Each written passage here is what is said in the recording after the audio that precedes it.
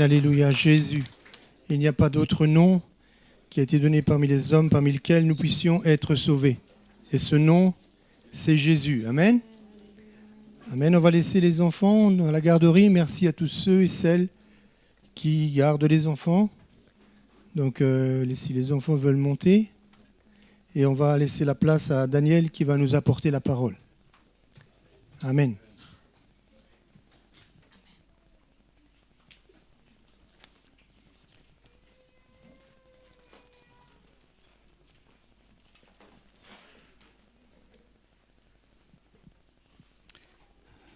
Alléluia. Est-ce que vous allez bien? Qui a fait ça? Il est où? Il est là.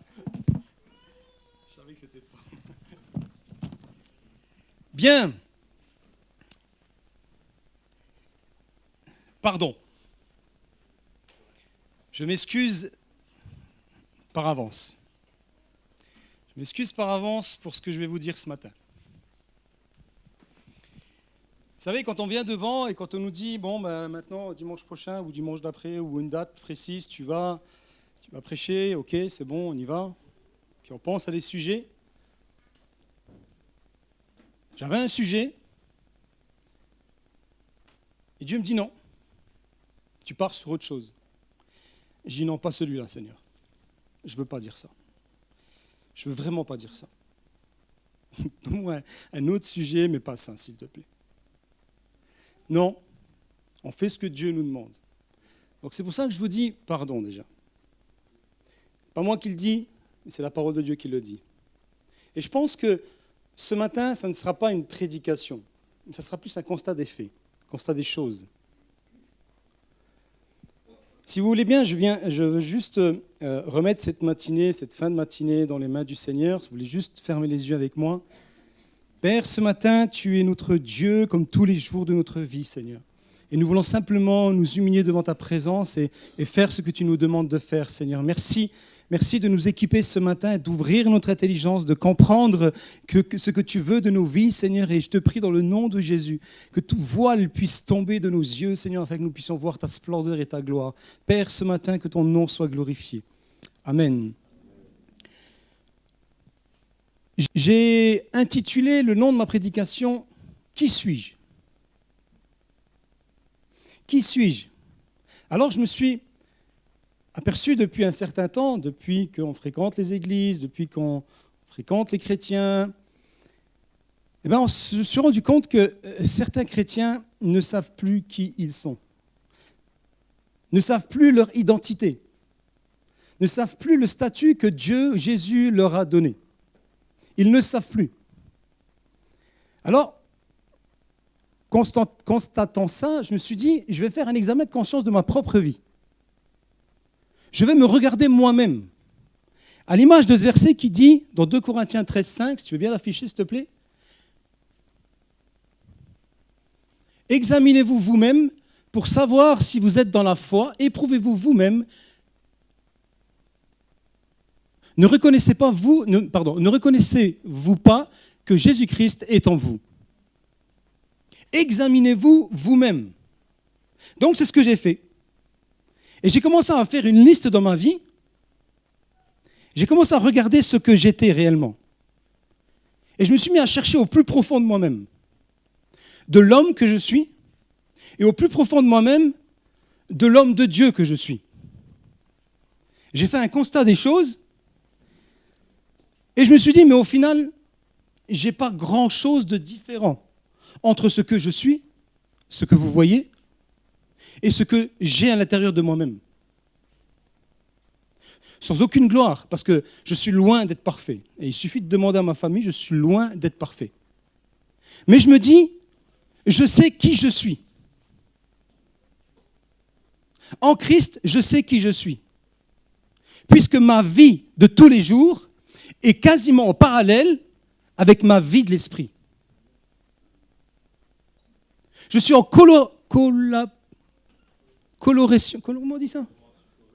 corrélation entre les deux. Pourquoi je vous dis ça ?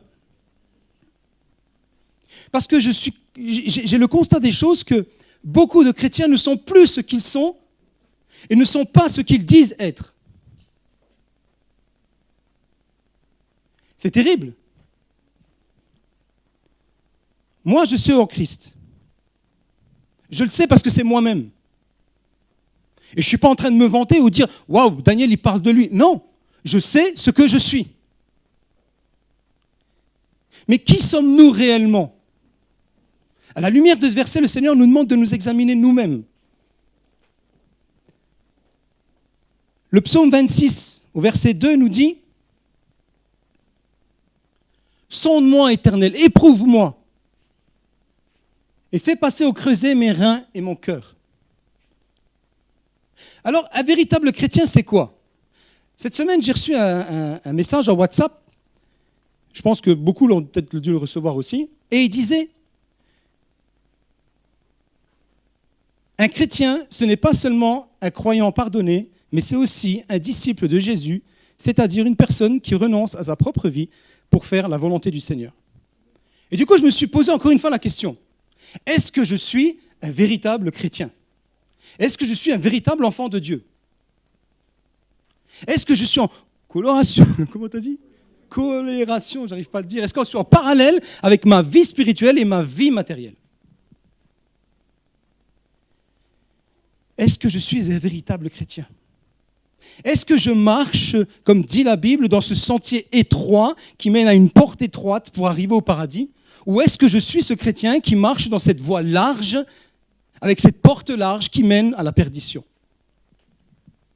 Quelqu'un a dit, et à juste titre, que les chrétiens se trouvant sur cette voie étroite ont tendance à élargir cette voie. Pourquoi ? Parce qu'ils se disent qu'elle est trop étroite pour eux. Alors ils essayent de l'élargir de plus en plus.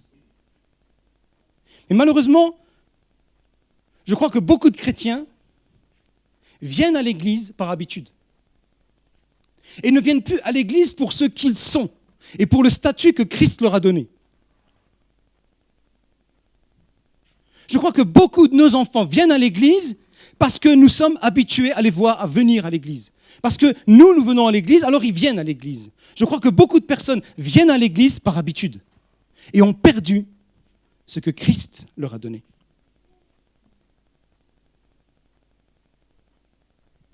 Et c'est là qu'on voit des chrétiens qui se contentent de venir que le dimanche.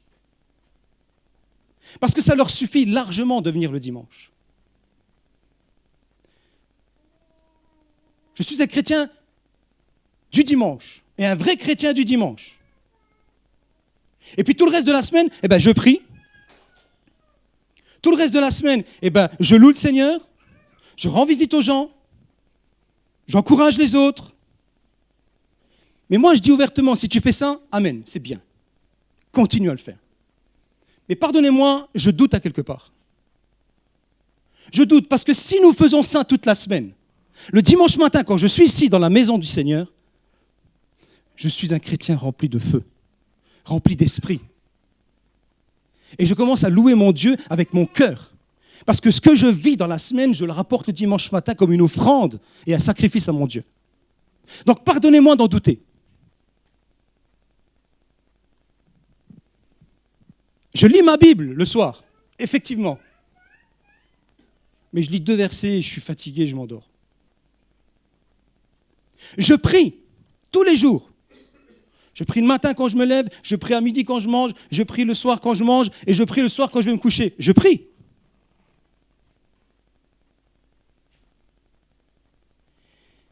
J'encourage les autres. Je veux visiter les autres. Mais tu sais, Daniel, la semaine elle est longue, fatigante et je ne trouve pas le temps. Mais je me contente de venir le dimanche matin. Ça me suffit, mes 2 heures. Je prends ce que je dois prendre et je m'en vais. Qui suis-je réellement ? Qui suis-je au fond de mon cœur ? En réalité, nous avons de bonnes intentions. J'ai de bonnes intentions. Mais qu'est-ce que j'en fais de ces intentions ? Et je me dis, mais je suis bien en moi-même. Mais en réalité, je suis en train de me mentir à moi-même. Parce que ma vie de chrétien, ma vie de relation avec Dieu a besoin de plus que le dimanche matin de 10h à midi. A besoin de plus que ça.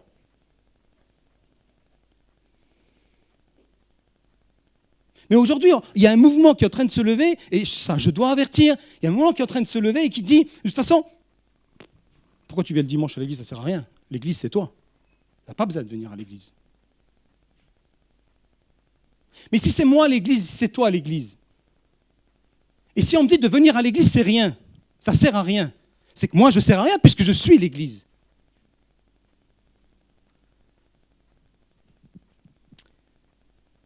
Je crois que je suis l'église, effectivement. Je crois que je suis le temple du Saint-Esprit. Je crois que l'Esprit de Dieu habite en moi. Et je crois que toute la semaine, le Saint-Esprit habite en moi. Et quand je viens ici, je ne viens pas à l'église, je viens me réunir avec l'église, avec les uns et les autres qui apportent leur pierre à l'édification, et moi j'apporte ma pierre à l'édification, et ensemble, nous pouvons édifier le royaume des cieux ensemble. Et ça, je le crois réellement.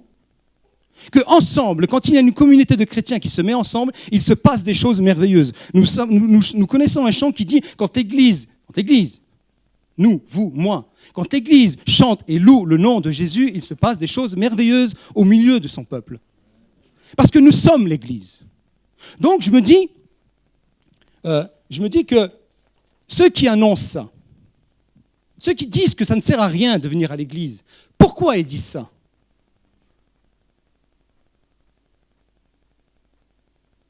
Pourtant, ce sont des gens qui se réunissent dans des maisons. Ils prient, ils louent, ils adorent le Seigneur, et j'y crois.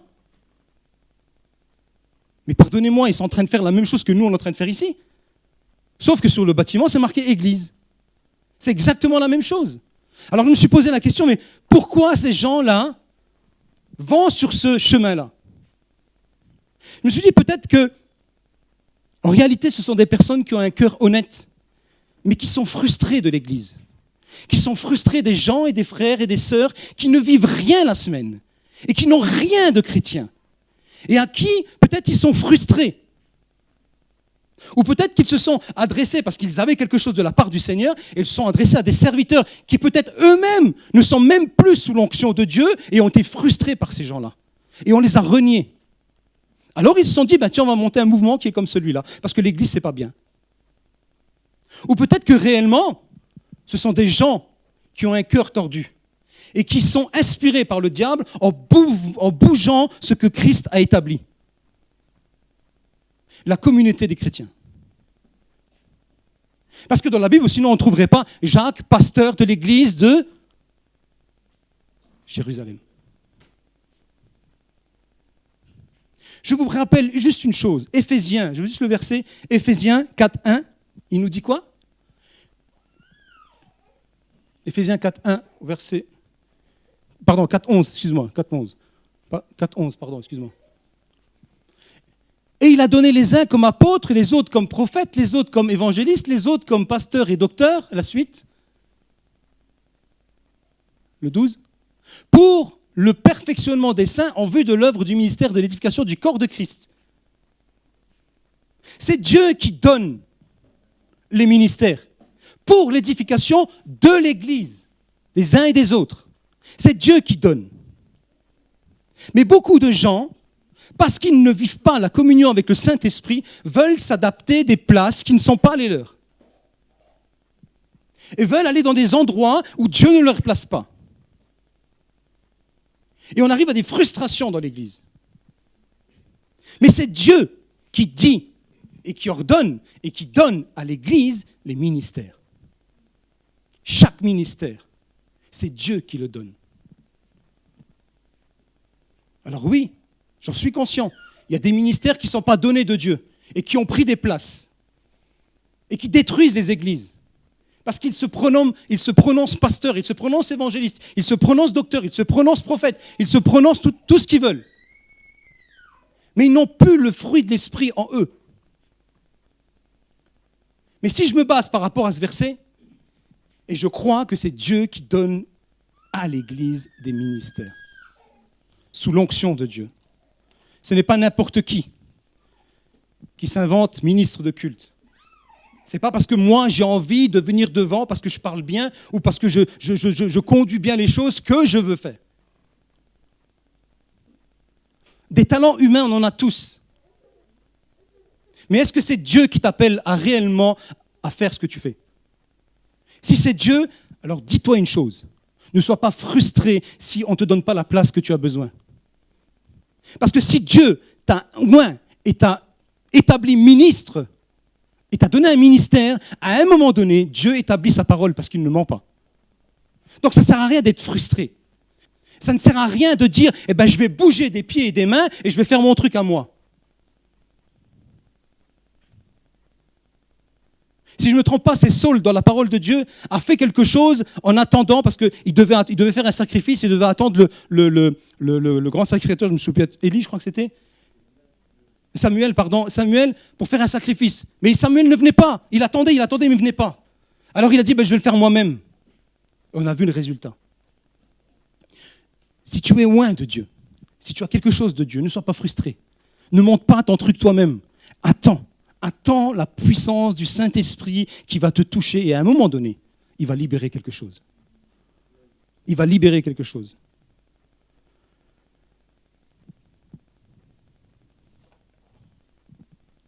J'avais envie d'avertir ça parce que de plus en plus, j'entends des choses de ce sens-là. L'Église appartient à Jésus-Christ. Et nous sommes l'Église les uns et les autres. Mais si nous vivions réellement l'identité que Christ a mis en nous, si toute la semaine nous vivrons, je ne sais pas parler français, si nous vivions, ça se dit ça?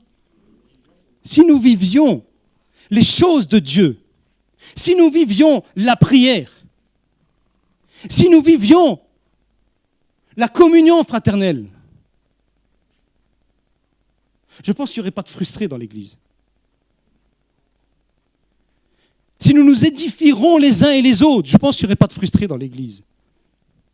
Mais je crois que l'Église aujourd'hui est une Église pampélope, où tout le monde critique tout le monde. Mais ça ne choque pas. Ça ne choque pas, ça. Où les gens mentent libéralement, mais ça ne choque pas. Ce qui choque, c'est quelqu'un qui rentre avec un jeans troué et des piercings. Ça choque. Ça, c'est le péché. Ça, c'est le monde. C'est le monde qui rentre dans l'Église. Mais pardonne-moi, moi je te dis aujourd'hui que c'est ta pensée qui est mondaine. Aime cette personne-là. Montre-lui la vérité. Montre-lui la parole de Dieu. Montre-lui qui est Christ. Au lieu de critiquer les uns et les autres. Ça choque. Mais moi qui suis un enfant de Dieu, ça ne choque rien. Que si je critique ma sœur qui est en face de moi, ça ne choque pas si je mens ouvertement à mon frère. Ça ne choque pas, c'est normal. C'est normal. C'est tout à fait normal, ça. Ça fait partie de la vie chrétienne, c'est normal. Pourquoi? Parce que je ne sais pas qui je suis. Et je ne vis pas ce que Christ vit en moi.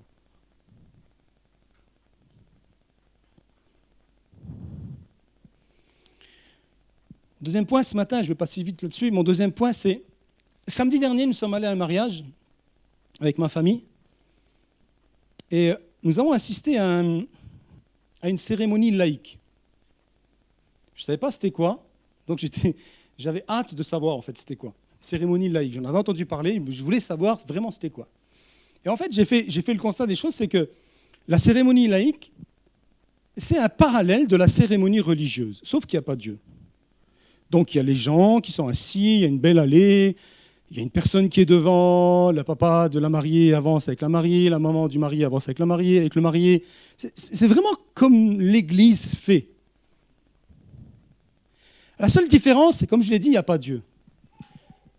La parole de Dieu a été transformée, et ce sont des belles citations philosophiques de personnes bien humaines, humanistes.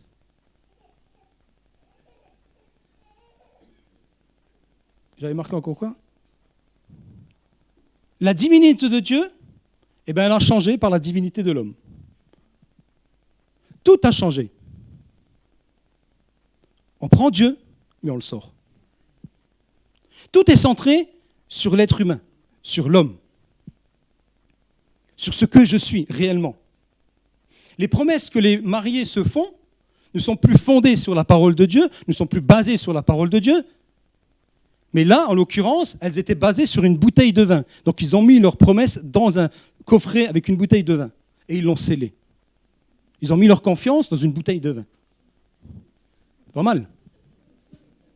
C'est ça, une cérémonie laïque. Mais où est Dieu? Le papa de la mariée a fait un exposé, mais franchement, vraiment bien.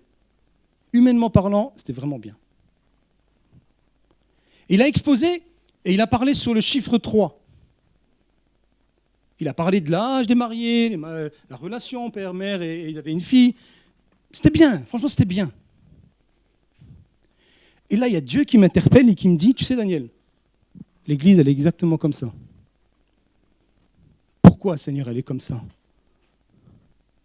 Parce que l'Église garde la forme de Dieu, garde l'enveloppe de Dieu, mais il n'y a plus la consistance de ma présence.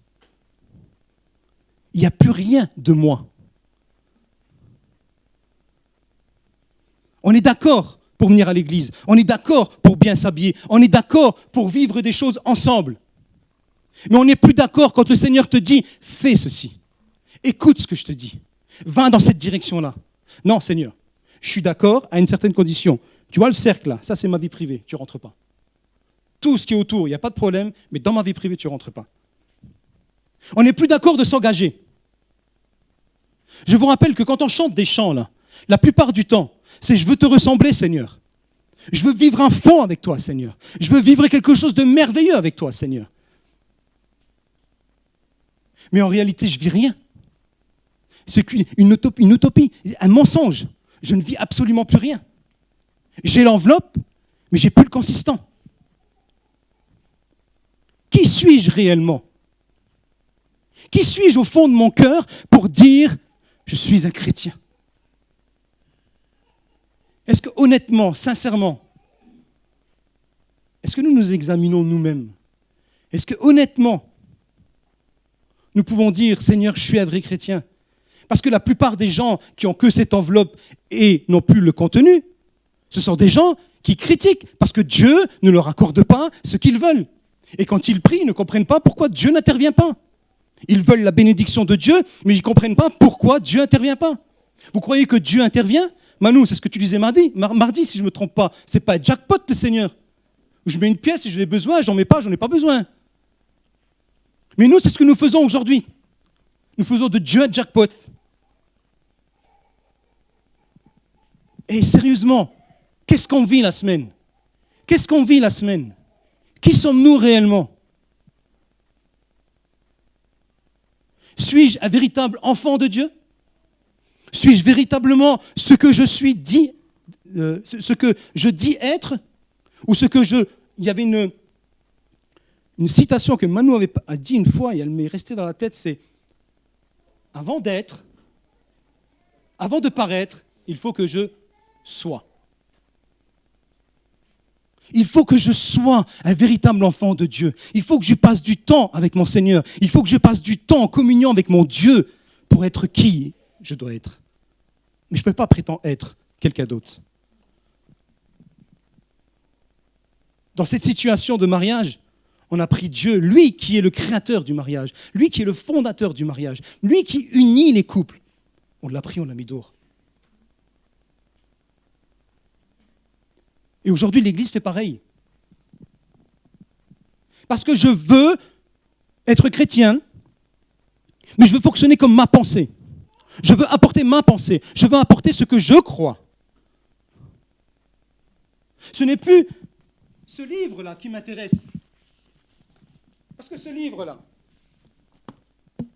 il a plus de 2000 ans. Qu'est-ce qu'il peut m'apporter aujourd'hui? On est au 21e siècle.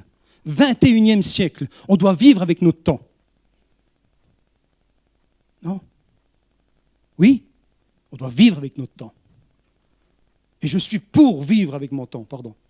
Je suis pour vivre avec mon temps. Je suis pour vivre avec le modernisme.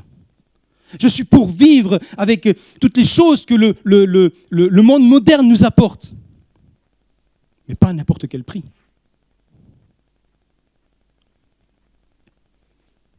Aujourd'hui, on nous parle de louange, d'adoration. C'est super.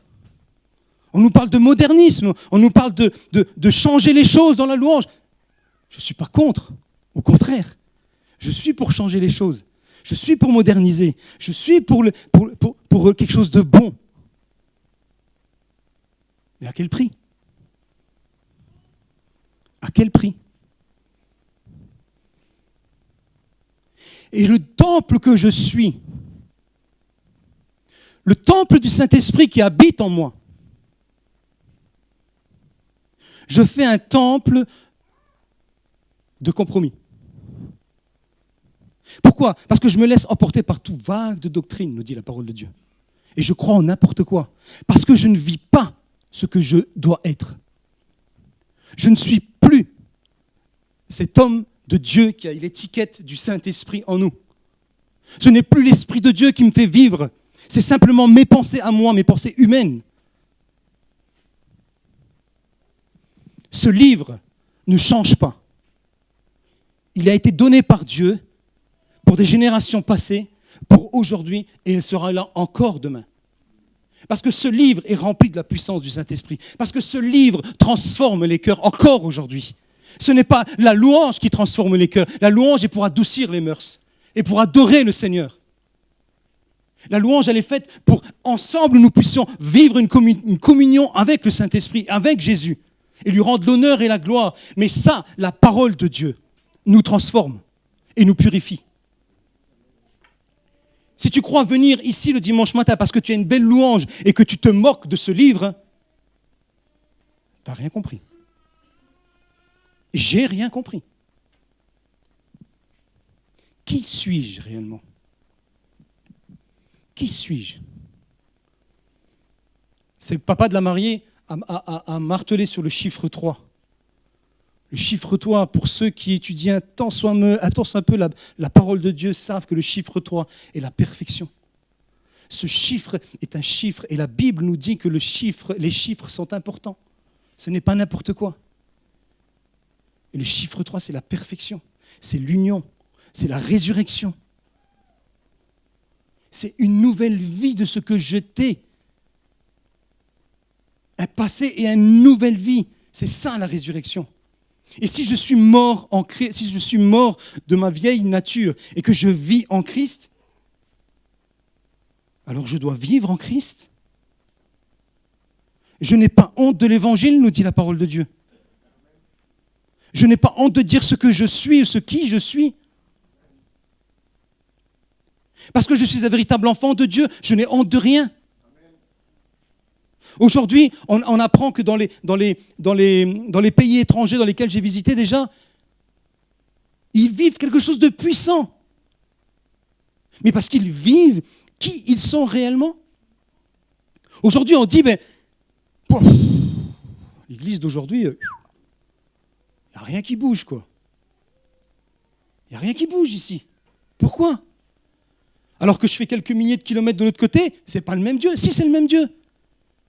Mais pourtant, là-bas, ça bouge. Dieu répond. Dieu apporte des miracles. Dieu fait des choses merveilleuses. Mais parce qu'eux, ils vivent des choses merveilleuses dans la semaine. Et ils sont véritablement enfants de Dieu. Qui suis-je, moi? Si je ne vis rien la semaine, si je ne touche pas le manteau de Dieu la semaine, comment je peux toucher le manteau de Dieu le dimanche matin? Moi, je suis à Diesel. J'ai besoin qu'on me chauffe petit à petit. Le lundi, le mardi, le mercredi. Et quand j'arrive le dimanche, j'explose. C'est ça, la vie de chrétien. Et puis je recommence. J'ai besoin tous les jours. On a besoin tous les jours du Saint-Esprit. On a besoin de tous les jours de la présence de Dieu. Alors mon ami, ma sœur, mon frère, qui tu sois, comment tu vis ta vie de chrétien? Aujourd'hui, je l'ai dit, on ne veut plus s'engager. Aujourd'hui, on veut une église light, tranquille. On ne veut plus ce chemin qui est serré, on ne veut plus passer par cette porte qui est étroite. Alors on élargit de plus en plus, on accepte de plus en plus des choses, on veut de plus en plus de choses. Mais que veut Dieu? J'ai l'impression qu'on a oublié que l'église ne m'appartient pas, elle appartient à Christ. C'est son église. Et vous voulez savoir le modèle de l'église? C'est écrit là-dedans. Vous voulez savoir comment vous devez vous conduire, comment je dois me conduire? Lisons ça. Mais malheureusement, aujourd'hui, nous avons fait des chrétiens religieux où on se contente de ce que le prêtre dit, où on se contente de ce que le pasteur dit. Et on dit amen à tout.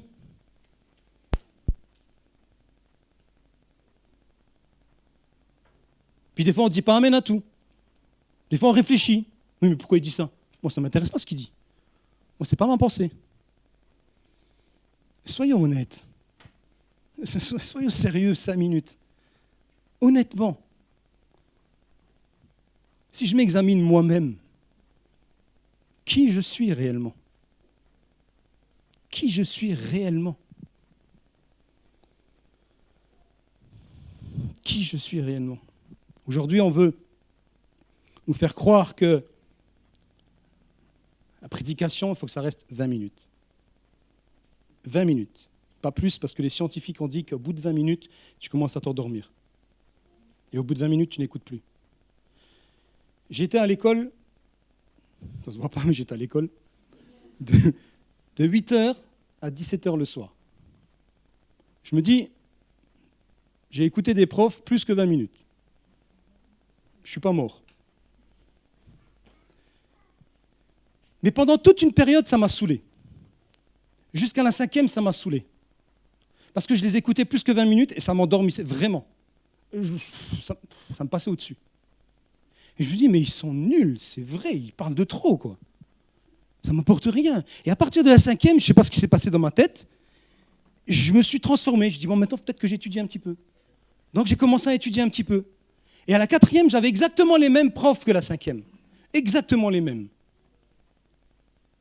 Les enseignements étaient différents, mais bizarrement, j'ai commencé à apprécier ce qu'ils disaient. Bizarrement, ça ne me paraissait pas long ce qu'ils disaient. Pourquoi? Parce que je crois que le changement d'attitude que j'ai eu a fait que j'appréciais ce qu'ils disaient. Et pareil dans la parole de Dieu, pareil dans la vie chrétienne. Si je change mon attitude de cœur, si je vis avec l'Esprit de Dieu, celui qui parle un peu plus que 20 minutes, je vais l'écouter. Je suis conscient que des fois, il y a des gens qui ne sont pas loin. Je suis conscient que des fois, il y a des gens qui viennent devant et qui n'ont pas l'Esprit du Seigneur. Et je suis conscient qu'au bout de 20 minutes, on s'endort.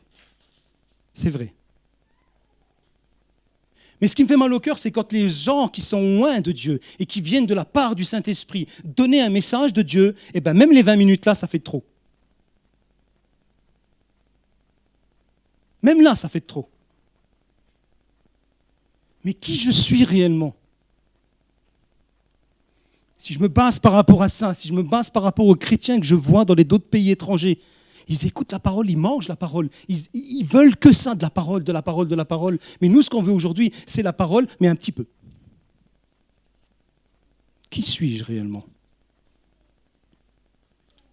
Est-ce que j'ai envie d'être véritablement un chrétien? Il faut qu'on soit honnête ce matin. Parce que la vie chrétienne, ce n'est pas un hobby. Je ne prends pas Dieu et le faire comme un élément quand je vais à la piscine, ou quand je vais faire du tennis, ou quand je vais courir. Dieu, ce n'est pas une chose que je prends et que je mets dans mon calendrier. Je dis, tiens, aujourd'hui je dois à l'église, hop, c'est le calendrier. Tiens, demain je vais à la piscine. C'est une vie de tous les jours. Je suis un enfant de Dieu, je vis tous les jours. Je ne sais pas si on a l'impression qu'on a oublié ça, mais la Bible nous dit que nous sommes nés pour aller jouer au tennis. Pour servir, adorer. Nous sommes nés pour ça. Dieu nous a créés pour lui. Et il nous a sauvés pour lui, pas pour moi. Il ne m'a pas sauvé pour que je passe du bon temps pour moi toute la semaine. Et le dimanche matin, 2 heures, je viens, je fais mes 2 heures. Je fais mon BA, ma bonne action. L'Église organise des choses et on ne voit personne. Parce que je n'ai pas le temps. Est-ce que je dis qu'il faut être tout le temps? Non, je ne dis pas ça. Mais je dis que si je suis un enfant de Dieu, j'aime l'Église, j'aime les activités qui sont prononcées dans l'Église, j'aime voir mes frères et mes sœurs, j'aime servir avec mes frères et mes sœurs. J'aime rendre visite à mes frères et mes sœurs. Mais soyons honnêtes ce matin. Et nous savons tous qui nous sommes réellement. Et là, peut-être en ce moment que je suis en train de parler, vous êtes en train de dire « Ah, peut-être qu'il a raison ». Ou peut-être que celui-là, il est en train de me saouler avec ces trucs-là. Vous avez le droit. Mais simplement, quand vous rentrez chez vous, vous pliez le genou et vous demandez à Dieu « Mais Seigneur, qui je suis exactement ? Qui suis-je réellement ? Est-ce que je suis un chrétien lambda ou est-ce que je suis véritablement un enfant de Dieu qui veut vivre les choses de Dieu ? Et partout où je passe, je laisse une bonne odeur. Mais souvent, les chrétiens, partout où ils passent, c'est une catastrophe. Parce qu'en réalité, ils ont l'apparence, mais ils n'ont pas l'être à l'intérieur. J'aurais des choses à dire, Mais je me dis, je pense que ça suffit. Qui suis-je ce matin ? Je veux une belle église. Je veux que le monde rentre dans cette église. Mais pas pour me glorifier, pour dire « Oui, il y a plein de monde à Marange, c'est génial. Ici, ça bouge. Action du Seigneur, ça bouge. » Non. Je veux que les gens viennent dans cette église pour trouver le salut. Pour trouver le salut en Jésus-Christ. Et là, je me glorifierai de dire « Seigneur, toute la gloire t'appartient. » Parce que c'est son église. Et la Bible dit que c'est lui et lui seul qui attire les gens à lui. Nous ne sommes que des instruments. Mais quel instrument sommes-nous ? Est-ce que nous sommes des instruments entre ses mains et c'est lui qui modèle nos instruments ? Ou nous sommes des instruments à notre guise, à notre tête à nous, et nous faisons ce que nous voulons faire, à n'importe quel prix. On s'en fout du moment qu'il y a des gens qui rentrent. Changeons nos mentalités. La Bible dit d'élargir nos tentes, l'espace de notre tente, les cordages de notre tente.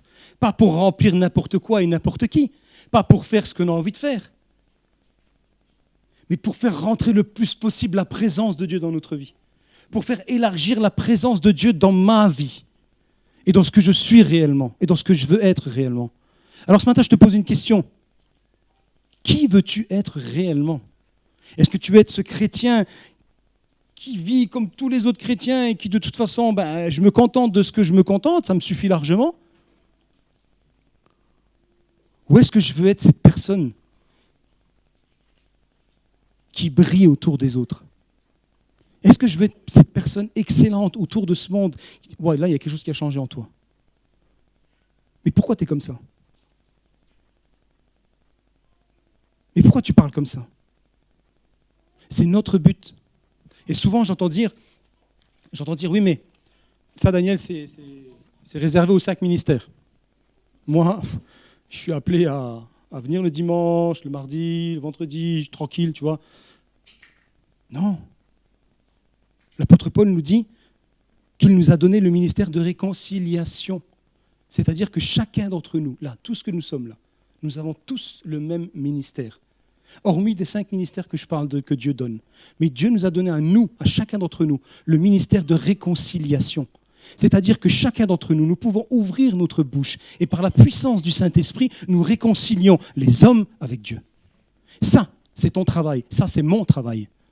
Et tu ne peux pas dire que moi, je me contente de venir et de chauffer ma chaise. Ça me suffit largement. C'est un mensonge que tu te voiles la face. Et tu sais pourquoi ? Parce que ça te demande un engagement, ça te demande un sacrifice, ça te demande de payer quelque chose, de dire et de parler. Peut-être que ça va te rien payer du tout, mais la plupart du temps, tu attrapes des critiques. La plupart du temps, on te bafoue. La plupart du temps, on rigole de toi. Mais ça, on n'a pas envie. Ça, on n'a pas envie. On veut bien servir Dieu, mais moi, je ne veux pas pleurer, je veux pas qu'on me touche. Parce que si on me touche, qui suis-je réellement ce matin ? Je voudrais vraiment qu'on se pose la question réellement. Alors pardonnez-moi si ça choque. Pardonnez-moi si j'ai choqué ce matin. Je vous dis la vérité, j'avais envie de prêcher sur le jeune homme riche. J'aurais aimé prêcher là-dessus. J'aurais aimé prêcher, vraiment. C'était mon sujet, c'était celui-là que je voulais dire. Alors pardon. Pardon peut-être de heurter et de ne pas avoir l'habitude d'entendre ce genre de paroles devant. Pardon. Mais réellement, ce matin, je voudrais qu'on ferme les yeux et qu'on dise... Remets le premier verset de 2 Corinthiens, s'il te plaît. 13, 5.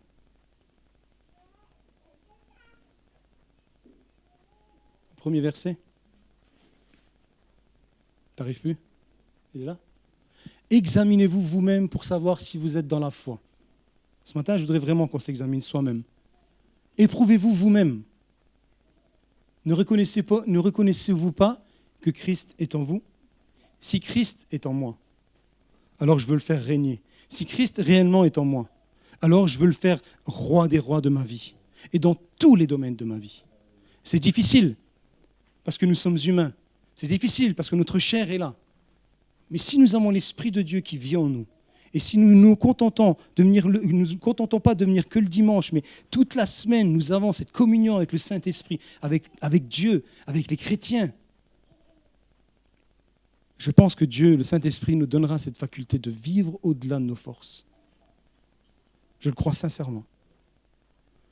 Je voudrais appeler la musique, s'il vous plaît. Et on va tous fermer nos yeux ce matin. Alors peut-être que ce matin, tu te dis, mais moi, j'écoute pas ça. Ça ne m'intéresse pas. Peut-être que je me dis, mais ce qu'il a dit ce matin, ce n'est pas pour moi. Mais moi, je crois que chacun d'entre nous en a interpellé.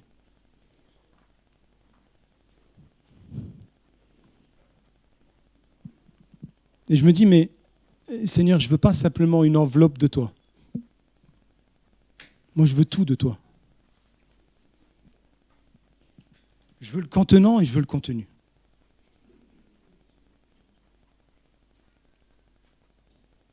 Je veux vivre des choses avec toi, Seigneur.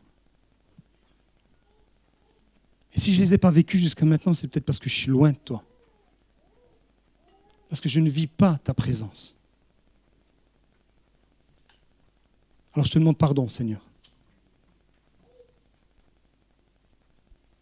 J'ai tellement envie de vivre des choses excellentes. J'ai tellement envie de me lever le dimanche matin et de témoigner ce que j'ai vécu avec toi.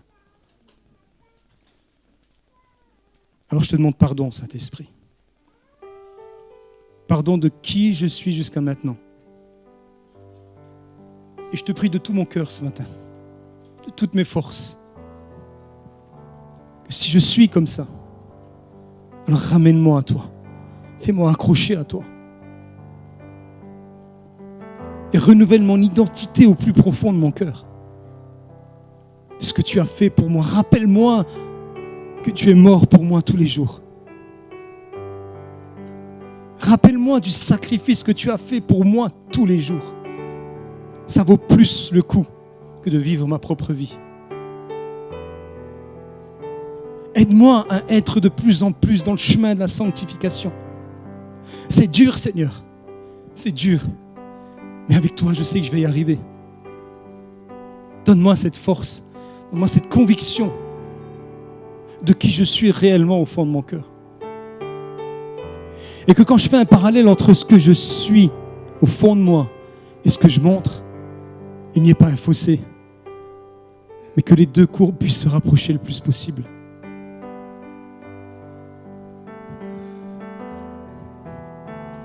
Seigneur, aide-moi, s'il te plaît, ce matin. Aide-moi, Saint-Esprit. J'ai besoin de toi, Seigneur. J'ai besoin de ta présence ce matin. J'ai besoin de vivre autre chose que la vie que je vis tous les jours. Je veux vivre avec toi, Seigneur. Je veux vivre avec toi. Je veux arrêter de me faire emporter par tout vent de doctrine. Mais je veux être stable dans ce que tu me dis dans ta parole.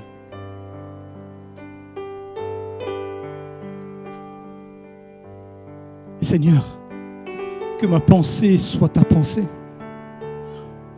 Que ma pensée soit captive à ta pensée, Seigneur.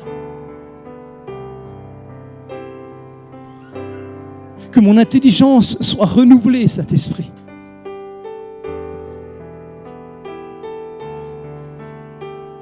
Seigneur, prends tout de moi ce matin.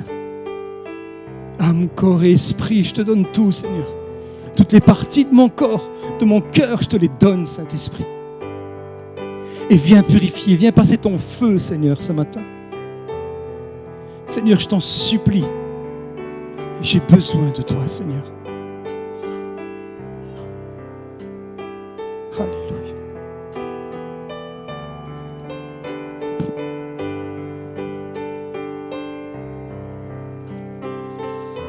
Amen, alléluia, béni soit ton nom. Seigneur, tu as parlé à chacun d'entre nous ce matin, Seigneur. Seigneur, que chacun d'entre nous, nous puissions prendre notre part, Seigneur. Seigneur, quel privilège nous avons, comme nous avons chanté depuis le début, Seigneur. Nous avons été rachetés par le sang précieux de Jésus. Et désormais, nous sommes enfants de Dieu. Nous avons un Père qui nous aime. Merci pour tout ça, Seigneur. Que ce que tu as semé dans nos cœurs ce matin, Seigneur, puisse travailler en nous. Comme on l'a entendu, examinez-vous vous-même. Examinons-nous nous-mêmes. C'est ce que tu nous as demandé, Seigneur. Seigneur, de vraiment refléter ta gloire dans cette génération, Père. Toutes choses au nom de Jésus, alléluia. Au nom de Jésus. Amen.